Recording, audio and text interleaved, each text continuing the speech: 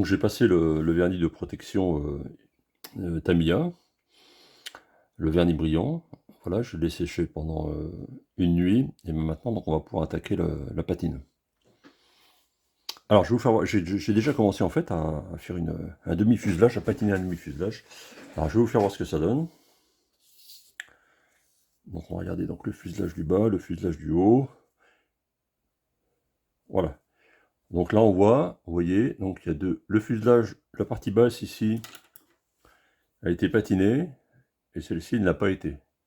Alors on voit qu'il y a quand même une différence au niveau du contraste. Il y a plus de contraste ici que là. Alors je vais vous expliquer maintenant comment j'ai procédé. Alors je vous parlais, alors la première façon dont on peut procéder, je vous en avais parlé donc précédemment, c'était donc d'utiliser soit un jus à l'huile, soit un jus énamel. Donc ça fonctionne très bien, il n'y a pas de problème particulier. Mais là j'ai voulu en fait vous présenter une nouvelle technique qui me semble peut-être plus intéressante d'un point de vue du contraste. En fait, on va faire une peinture avec une teinte acrylique. Alors, pas n'importe quelle teinte acrylique, en fait. Je vais utiliser des teintes Citadel Contraste. Alors, je ne sais pas si vous connaissez. Alors, je vais vous présenter les pots, pour expliquer ce que c'est. Donc, ça se présente comme ça. Voilà. Alors, donc, cette gamme contraste, ça fait à peu près 2-3 ans qu'elle est sortie, là. Donc à l'époque, quand elle est sortie, ça a vraiment un petit peu révolutionné là, le domaine de la peinture de figurines, puisqu'en fait c'est une peinture un peu spéciale qui était prévue pour permettre en une seule couche pratiquement de faire à la fois les clairs et les sombres sur une figurine. Alors bon, c'est pas la panacée universelle non plus, hein, mais bon, c'est intéressant parce qu'on va pouvoir lui trouver d'autres utilisations, et par exemple ici dans le maquettiste. Alors ces teintes, les voici à nouveau, hein, parce que comme vous savez, j'ai l'habitude, moi, de reconditionner toutes mes peintures dans des petits pots Prince Auguste, là, je trouve que c'est beaucoup plus pratique. Alors, la première chose, quand on utilise ces teintes, la première chose qu'on va faire, c'est déjà bien les mélanger. Ça, c'est très important, plus d'ailleurs que pour les autres, donc ça, je l'ai déjà fait. Ensuite, on va prendre un petit peu de peinture de chaque teinte, donc il y a du contraste du Gulliman Flèche, qui est une espèce de marron, voilà. Et il y a un rouge qui s'appelle Contrast Blood Angel Red. Alors donc, bon, l'appellation des teintes, c'est les appellations de figurinistes de Wargame, donc c'est toujours un peu, on va dire, voilà, un peu folklorique, mais bon, voilà, ça s'appelle comme ça. Alors nous, on va retenir qu'on a un rouge et un marron. Donc ce qu'on va faire, on va faire un marron rouge. Alors le marron rouge, bah, je l'ai déjà fait ici oui, sur ma palette. Donc ici j'ai plutôt du rouge, mélangé avec un peu de marron quand même, mais là il y avait trop de rouge, donc j'ai remis du marron à côté. Et puis ce qu'on utilise aussi pour s'éteindre, c'est donc un médium particulier, spécial, qui s'appelle Technical Contrast Medium. On va utiliser en plus de l'eau. Alors on va diluer, je vais mettre un peu de médium. Je vais prendre un petit peu dans mon premier marron rouge, un peu trop rouge d'ailleurs, voilà. Donc je vais reprendre un petit peu de marron, j'essuie mon pinceau. Je rince mon pinceau. Je reprends un peu de marron pour avoir vraiment un marron rouge, voilà. Donc celui-ci, bon, est pas mal. On va le garder comme ça. Et donc je vais simplement rajouter de l'eau, voilà, pour bien le diluer, hein. Donc en fait, ce qu'on va faire, c'est ce qu'on appelle un filtre. C'est-à-dire c'est une espèce de filtre chromatique qui va nous changer un petit peu la couleur du verre. Alors pourquoi j'ai pris un marron rouge d'ailleurs? C'est une question intéressante. Parce qu'en fait, le rouge, quand on regarde sur le cercle chromatique, c'est la complémentaire du vert. Et donc pour avoir des contrastes intéressants, il est souvent utile justement d'utiliser les teintes complémentaires. Alors là, c'est pas vraiment un rouge, mais c'est un marron rouge, donc ça donne, les teintes complémentaires vont donner une harmonie dans les couleurs. Et comme je l'ai fait sur le premier. Alors on va le faire ensemble pour le second, vous allez voir, c'est très simple. Alors, il va falloir un petit morceau de sopalin pour essuyer mon pinceau. Voilà, faut bien essuyer de manière à pas noyer, voilà, la maquette. Alors, on va faire en gros plan pour que vous voyez mieux. Voilà, donc je vais simplement, alors, je vais mettre un peu de musique, le temps de faire ça. Allez, en avant pour la musique.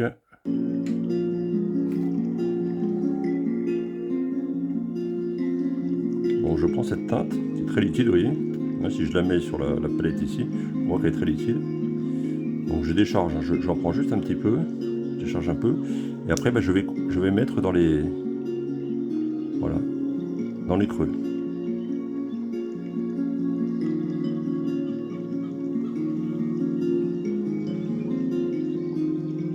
Alors c'est extrêmement simple, hein. Alors si vous mettez comme là un peu trop de peinture, il faut rincer le pinceau, avec le pinceau récupérer, voilà, récupérer le trop plein.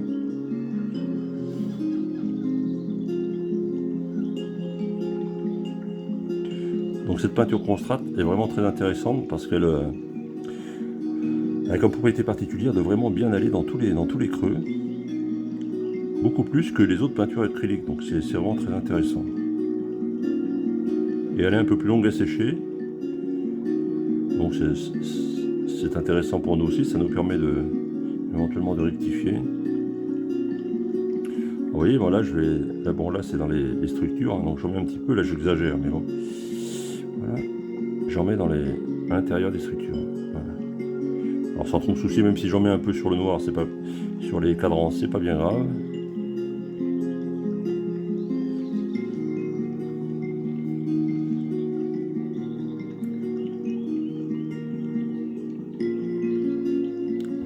Voilà, un petit trop plein, on l'absorbe avec le pinceau. On va continuer sur la partie arrière du quick pit.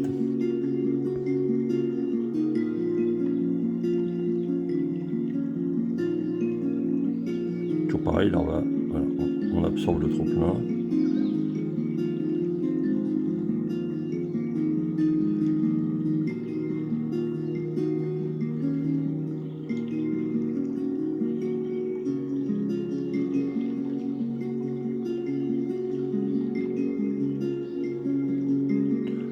Alors il existe toute une gamme de teintes dans la peinture contraste, ce qui fait qu'en fait, on peut, en fonction de la couleur de base, on peut changer la teinte qu'on utilise. Par exemple, si on a un fond bleu, la complémentaire du bleu, ça va être un mélange de rouge et de jaune, donc d'orange. Donc on pourra utiliser un jus un petit peu orangé. Alors, tout ça doit rester discret, bien entendu, hein. Le but c'est de patiner, d'avoir un aspect patiné et surtout contrasté. Vous voyez, cette peinture ne sèche pas vite, hein, elle est encore bien, ce qui lui permet de bien glisser dans les creux. On va traiter le poste de mitrailleur à l'arrière. Là.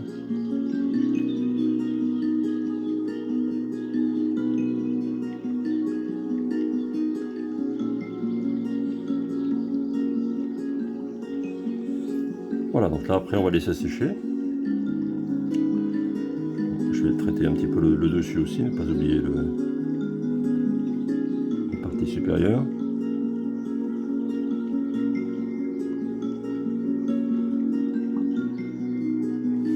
Donc là vous voyez, quand la peinture est moins diluée, elle est plus contrastée, donc là c'est bien, c'est un peu l'effet recherché. Hein. Alors par contre, une fois que la peinture est passée, qu'elle reste humide comme ça, il faut éviter de repasser dessus. Hein. Alors on peut repasser pour accentuer le contraste, c'est tout à fait possible. Mais il faut le faire une fois que la première couche est sèche, donc c'est assez long à sécher. Il faut éviter de sécher avec un sèche-cheveux parce qu'on risque d'avoir des cloques avec ce type de peinture. Donc voilà, il faut le laisser sécher tranquillement.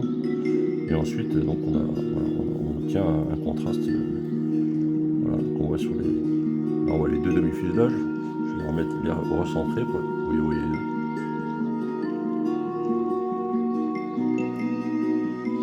Vous voyez, c'est un contraste intéressant. Ça donne un peu de vie la couleur du cockpit. Alors s'il y a des endroits, vous voyez, où là la peinture est un peu débordée, mais c'est pas bien grave parce qu'une fois sec, on pourra avec un coton-tige imbibé d'eau tout simplement enlever l'excédent qui se trouve sur les reliefs.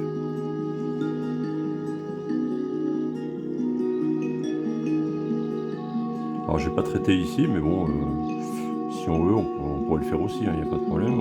On pourrait mettre du noir, ça existe aussi en noir. Mais bon, pour le moment, le but c'est surtout de contraster au niveau du vert. Oui. Donc je trouve qu'on a un vert qui est assez intéressant.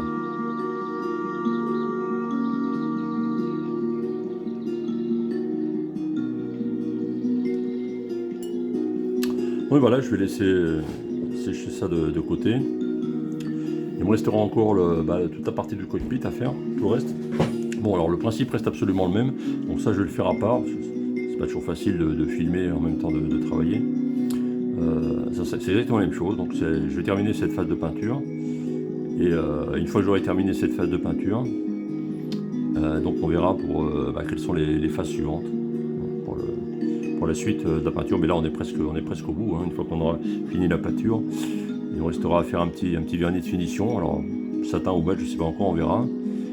Et puis repiquer au pinceau certains petits détails de manière à les faire ressortir, puisque la phase de patine a tendance un petit peu à noyer les détails, donc c'est toujours utile de faire ressortir certains petits détails. Voilà, donc écoutez, à tout de suite, et donc pour la suite et la fin de la patine de ce cockpit. Bien, donc la peinture de ce cockpit est maintenant terminée. Donc hors caméra, donc je vous rappelle que j'ai fait donc 3 choses. Donc tout d'abord, j'ai passé une couche de vernis mat sur l'ensemble des pièces. Alors j'ai utilisé le vernis mat de la gamme VMS, qui est vraiment un très très bon produit. Ensuite, j'ai repiqué au pinceau des petits détails sur le cockpit, de manière à des petits détails qui avaient été assombris par les différentes étapes de vieillissement. Donc j'ai retouché un petit peu, voilà, par exemple ici les boucles des harnais, quelques petits détails, quoi, hein, les petits boutons, etc., de manière à faire ressortir les petits détails. Et puis enfin, donc j'ai terminé en posant donc la photo découpe pré-peinte pour le cockpit, qu'on va voir un peu plus en détail. Alors, bon, on va essayer de me faire la mise au point, pas toujours évident. Voilà, je crois que c'est à peu près bon comme ça. Donc voilà, donc j'ai collé la photo découpe, pré-peinte, le tableau de bord. Donc en fait, qui se compose de 3 épaisseurs. Donc le fond, ensuite le cadran, enfin les cadrans au-dessus, et enfin donc une deuxième couche de cadran ici. Voilà.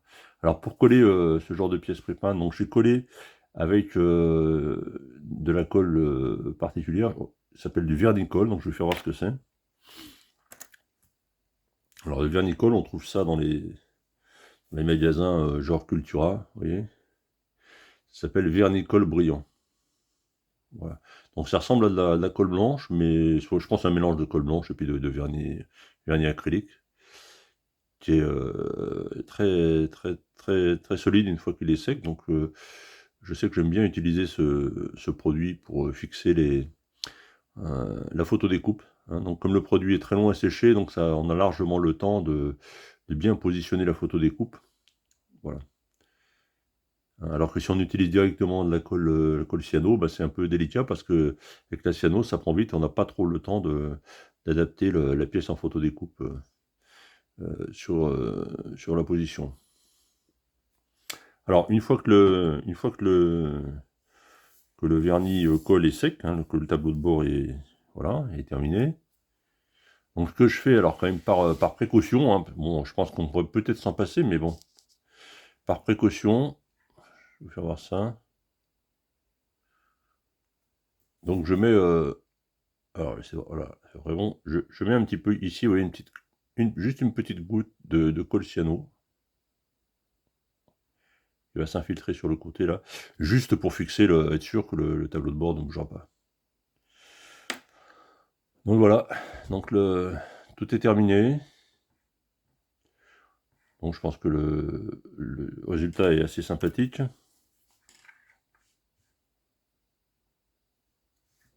Voilà, on va mettre dans le champ.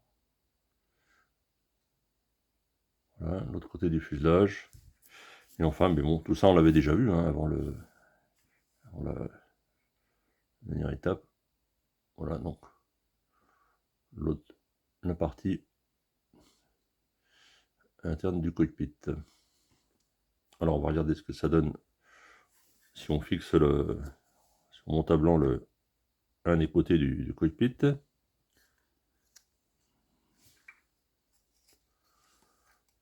Donc voilà ce que ça donne, une fois un demi-fuselage fixé.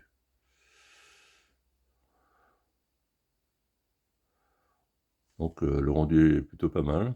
Alors dernier petit point en fait que je n'ai pas évoqué, pour simuler les cadrans, ici sur les tableaux de bord, donc là je mets simplement une petite touche de vernis brillant, voilà tout simplement, hein, que je laisse sécher tranquillement. Et enfin sur la partie, encore un dernier point concernant le cockpit, le tableau de bord, pardon. On va essayer de faire ça un peu plus grand, ça, voilà, regardez un peu mieux.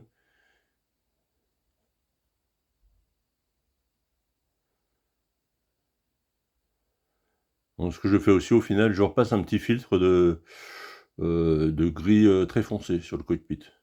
Voilà. Pour éviter un aspect trop clean de la pièce en photodécoupe prépeint.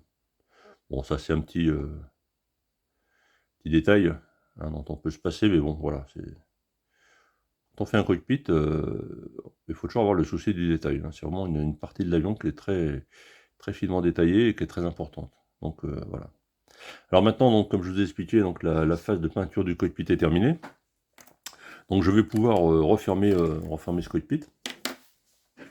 Alors avant de le refermer, il y a quelque chose qu'on va faire. Ça, je vais le faire avec vous. Bon, lorsqu'on fait de la peinture, vous voyez, toutes ces parties-là qui seront en contact l'une avec l'autre, là, hein, où il y aura la colle, on va enlever tout ce qui est un petit peu résidu de peinture, vous voyez. Parce que la peinture risque de gêner un peu au niveau du collage. Donc je vais simplement l'enlever. Alors il y a deux... Voilà, alors, là c'est pareil.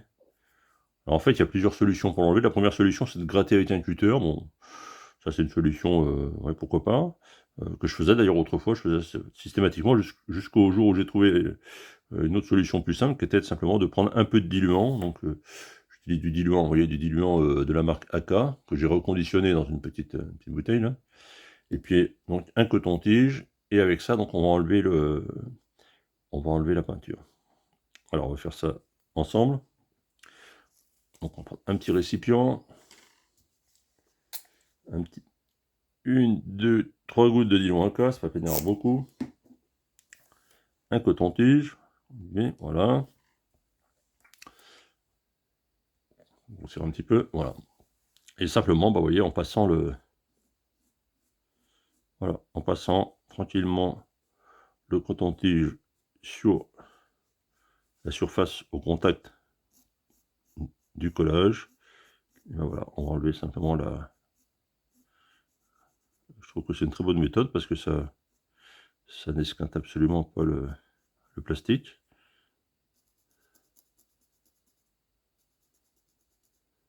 Alors, il faut passer plusieurs fois hein, parce que on a quand même passé pas mal de couches de peinture. Hein. Alors, il faut faire attention par contre de pas passer par mégarde à l'intérieur pour pas esquinter la peinture. Voilà. Donc voilà pour ce côté-là. On va remettre un peu de diluant. On va faire la même chose de l'autre côté. Avec un autre coton-tige propre.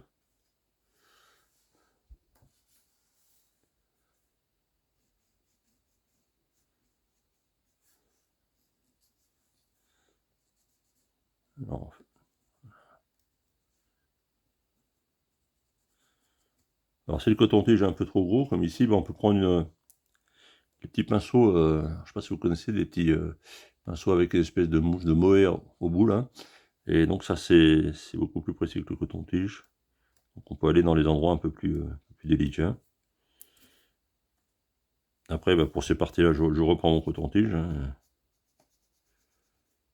Toujours imbibé de diluant AK. Vous remarquerez d'ailleurs que ce diluant, en fait, dissout toutes les peintures, que ce soit la peinture AK, hein, bien sûr, mais aussi les peintures acryliques, hein, puisque parmi les couches que j'ai faites, il y a aussi des peintures acryliques. Alors je vais reprendre un peu de diluant pour finir. Voilà, donc ça c'est la partie avant.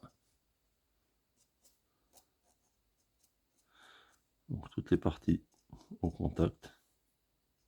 Bon, ça c'est pas au contact, donc c'est pas la peine de enlever la peinture. Voilà, comme ça, lorsqu'on va infiltrer la colle, ça va parfaitement prendre. Mais écoutez, donc c'est terminé pour la peinture du cockpit, pour le cockpit. Donc ça clôt cette longue série de vidéos sur cette préparation, sur ce montage et la peinture du cockpit. Donc on va attaquer donc prochainement la suite du montage. Écoutez, on le verra dans une prochaine vidéo. Voilà, je vous remercie donc pour avoir visionné ces vidéos. Je vous donne rendez-vous à bientôt pour la suite du montage. N'oubliez pas de mettre des pouces bleus si ça vous a plu, de vous abonner, c'est très important. Hein, comme ça, vous serez tenu au courant automatiquement des nouvelles vidéos. Et surtout de les partager sur les réseaux sociaux, avec vos copains, de manière à donner de la visibilité à cette chaîne du Kit Club Byzantin. Voilà, je vous remercie. À bientôt, au revoir.